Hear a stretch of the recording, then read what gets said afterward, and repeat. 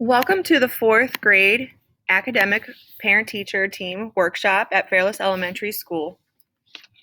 Today, at the end of this session, you will be able to understand how to decode and read your child's current MAP scores, choose an identification area of improvement in math and reading, learn some activities to help your child meet that goal, and we're actually going to set a SMART goal to help your child and work with your teacher for the end of this class year.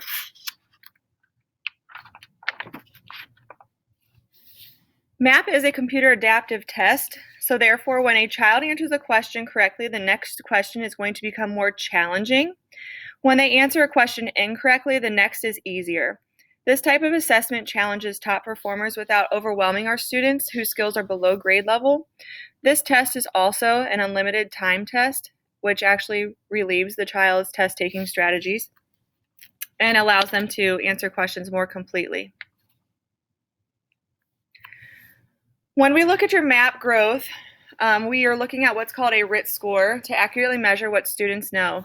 Regardless of their grade level, we're just taking into consideration how they're placing at the beginning, middle, and the end of the years. We're able to track your child's progress throughout the school year and throughout the years that they are members taking the MAP test in Fairless or any other schools that participate in the MAP assessments. RIT stands for the Roush unit. It's a measurement scale developed to simplify the interpretation of test scores. Your child in the MAP test is being normed against all other children nationally within your child's birth month and age within that year. So it's not just students that are here at Fairless Elementary in the fourth grade. It is comparing to all fourth grade students in your child's birth month nationwide.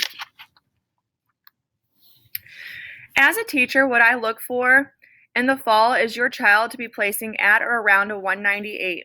So if you take a look at your reading MAP scores, you'll see a large number in the upper right-hand corner that's in a color. The colors are red, orange, yellow, green, and blue. This is the number that we're looking for in the fall of a fourth grade student's year. By the end of the year, I would like for your students to be at a 206 for them to be reaching those national norms and to be on level for a fourth grade student. However, here at Fairless Elementary, we always set our goals high and we always aim for this to be a student's goal by the end of the year. However, we want to push them to go further with their MAP scores. This number is the same for math MAP as well.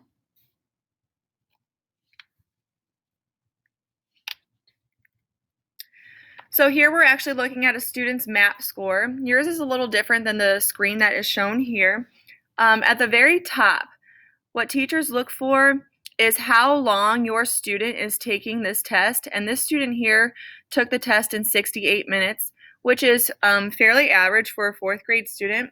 I would like to see that number to be a little bit longer, closer to the 90 to 100 minute range. We also look for the rapid guessing. When I'm administering the test, I can see the percentage of your student or your child guessing on the air test or MAP test, and I can go over to them and tell them to slow down or read the questions carefully. So if you do not see a percentage or a number there, that meant that your child was taking their time. If you do see a number, 1, 2, 15, this means that your child was clicking through the test, not taking their time, just kind of rushing. The computer picks up on this when we read, when it's feeling that your student or your child is clicking through 2 consecutive questions, that the computer knows it's probably hard for that child to have read through the reading selection. What I also look for as a teacher over here is at Fairless Elementary, we really do pride ourselves on the growth of our children here at Fairless Elementary. We're looking for this number to be a higher percentage. We're not so much stressing the achievement. If your child is falling in the lower levels, you're going to hopefully see a higher growth achievement. If your child is in the higher levels and they don't see much growth, that's okay, just because their testing is a little bit more intense in reading and higher level. The projection here that I also look for is where your child would meet on the Ohio State test if taken in the spring, that air test, where they would place. This would be limited, basic, proficient, accelerated, and advanced.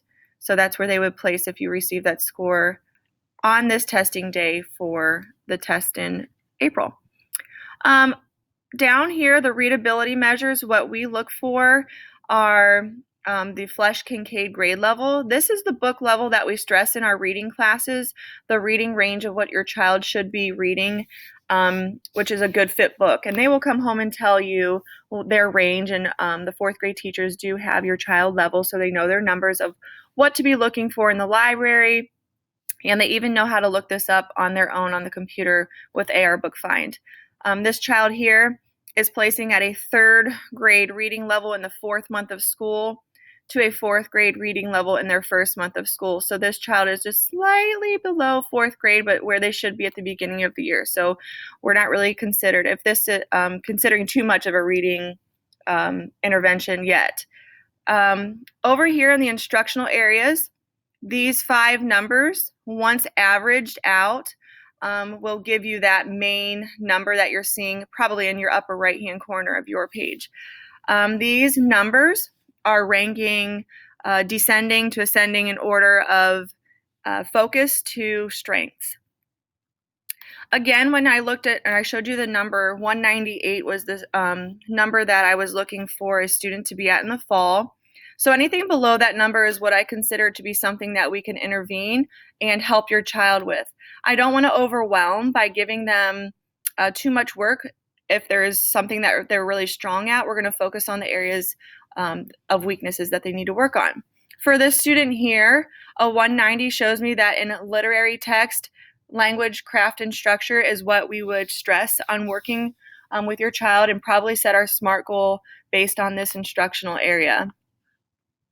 We continually give praises. This child probably likes reading informational text about animals and true life fact situations. So we would probably focus on having them read more literary fictional stories to help them balance out their achievements and their growth. The winter goal for this student is set just 5 points higher for the end of the year. So hopefully their goal by the end of this year will be a 208. Again, reaching or mastering the goal of a 206 for a reading score. On your map, you will also see a chart here.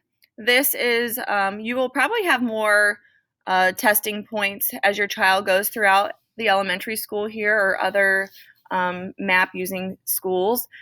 We have data points that we test in early, well, this probably was third grade in the fall, third grade in the winter, third grade in the spring, and this last data point will be their fourth grade fall score. So this is where you're going to kind of see your child placing at now.